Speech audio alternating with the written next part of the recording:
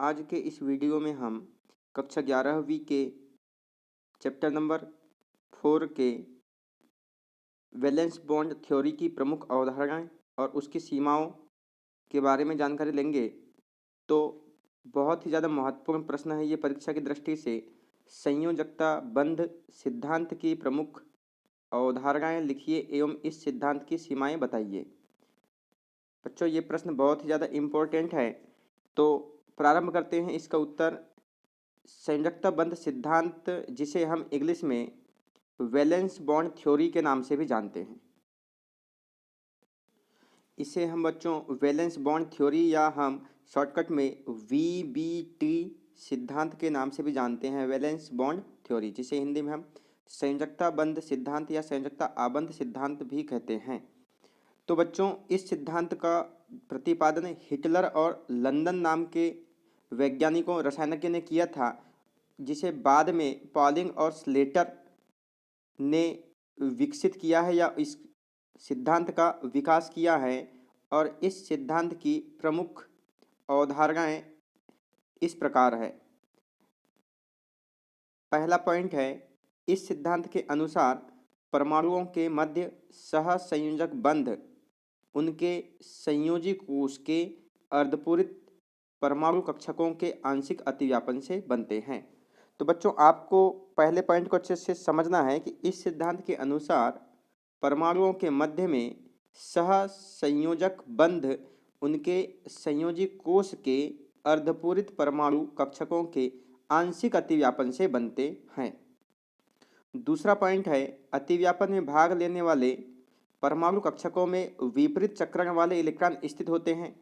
तो आपको याद रखना है कि अगर दो कक्षक आपस में अतिव्यापित हो रहे हैं, मान लीजिए एक ये P कक्षक है और दूसरा अगर S कक्षक आपस में अतिव्यापित हो रहे हैं, अतिव्यापन कर रहे हैं, तो इनके बीच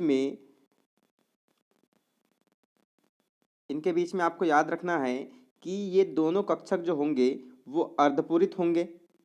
ये वाला कक्षक और ये जो हम देख रहे हैं यस कक्षक जो आपस में अतिव्यापित हो रहे हैं, ये अर्धपूरित परमाणु कक्षक होते हैं जो आंशिक रूप से अतिव्यापित करते हैं और आपस में सहसंयोजक बंध का निर्माण करते हैं। दूसरा पॉइंट है, अतिव्यापन में भाग लेने वाले परमाणु कक्षकों में विपरीत चक्रण वाले इलेक्ट्रॉन स्थित होते हैं। तो बच्चों, आप याद रखेंगे, अगर मान लीजिए दो कक्षक अतिव्यापन कर रहे हैं, ये P कक्षक है जो डंबल के आकार का होता है, S कक्षक जो गोलाकार होता है, तो ये जब अतिव्यापन में भाग लेने वाले जो परमाणु कक्षक होते हैं ये अर्धपूरित होते हैं और इनमें जो इलेक्ट्रॉन स्थित होते हैं ये विपरीत चक्रण वाले होते हैं। अगर मान लीजिए P कक्षक में उपस्थित अर्धपूरित एक इलेक्ट्रॉन अगर क्लॉकवाइज चक्रण कर रहा है, तो उसके साथ में जो कक्षक अतिव्यापित हो रहा है उस कक्षक में उपस्थित इलेक्ट्रॉन एंटी क्लॉकवाइज डायरेक्शन में स्थित होता है।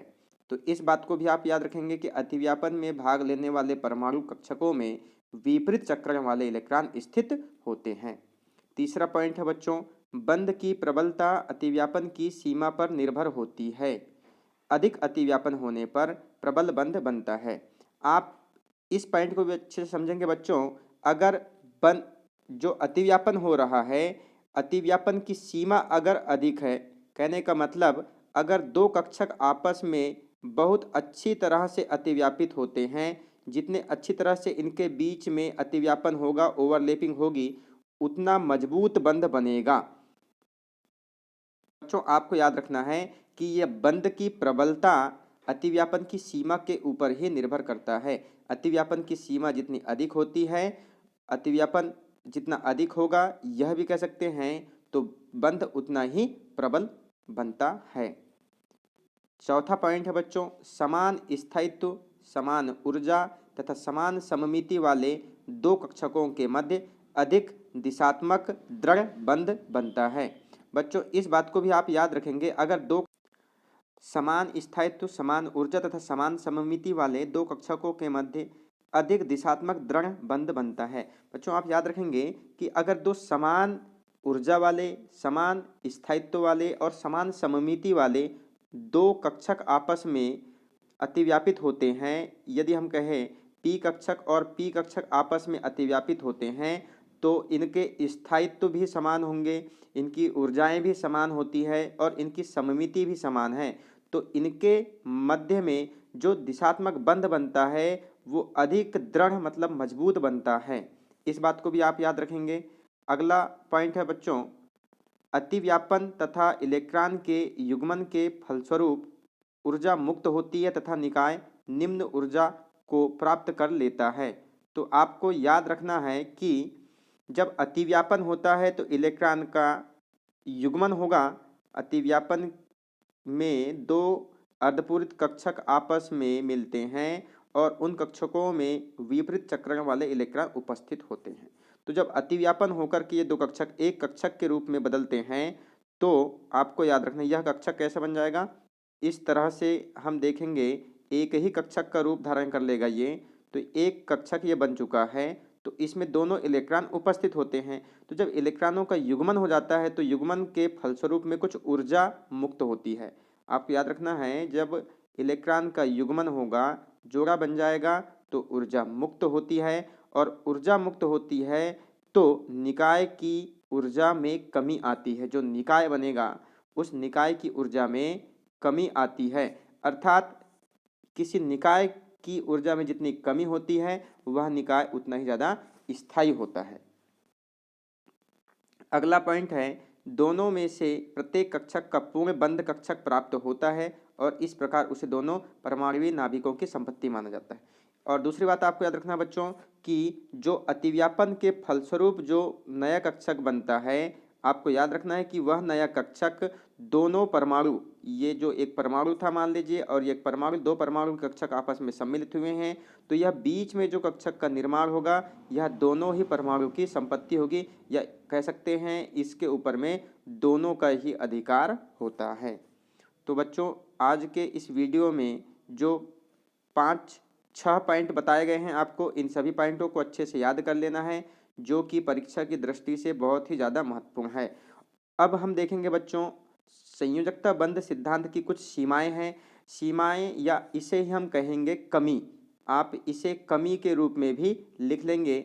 तो इसकी पहली कमी है वीबीटी मॉडल की। इस सिद्धांत के अनुसार O2 के अणु में ऑक्सीजन के अणु में कोई अयुग्मित इलेक्ट्रॉन नहीं होता है, सारे के सारे इलेक्ट्रॉन युग्मित होते हैं। अतः ऑक्सीजन की प्रकृति प्रतिचुंबकीय होना चाहिए। आपको याद रखना बच्चों प्रतिचुंबकीय अणु वे होते हैं जिनमें युग्मित इलेक्ट्रॉन को सारे के सारे इलेक्ट्रॉन युग्मित होते हैं। अर्थात आपको याद रखना बच्चों कि O2 के अणु में इस सिद्धांत के अनुसार वीबीटी मॉडल के अनुसार कोई भी अयुग्मित इलेक्ट्रॉन नहीं है, अतः ऑक्सीजन की प्रकृति प्रतिचुंबकीय होना चाहिए, परंतु वास्तव में O2 अणु की जो प्रकृति होती है वह अनुचुंबकीय होती है। दूसरी कमी है बच्चों उपसह संयोजक बंध के निर्माण के विषय में यह सिद्धांत कोई भी व्याख्या नहीं करता है। जो कोऑर्डिनेशन बॉन्ड बनता है, उपसह संयोजक बंध बनता है, उसके बारे में हमें यह कोई भी जानकारी नहीं देता है। तो यह दूसरी कमी है। तीसरी कमी है जैसे H2 धनायन जैसे आयनों के निर्माण की व्याख्या करने में भी यह सिद्धांत असफल है और यह सिद्धांत अनुनाद के बारे में भी कोई जानकारी नहीं देता है। तो इस तरह से आपको संयोजकता बंध सिद्धांत की प्रमुख अवधारणाओं के साथ साथ इस सिद्धांत की जो कमियां हैं इनको भी अच्छे से नोट करके याद कर लेना है। धन्यवाद।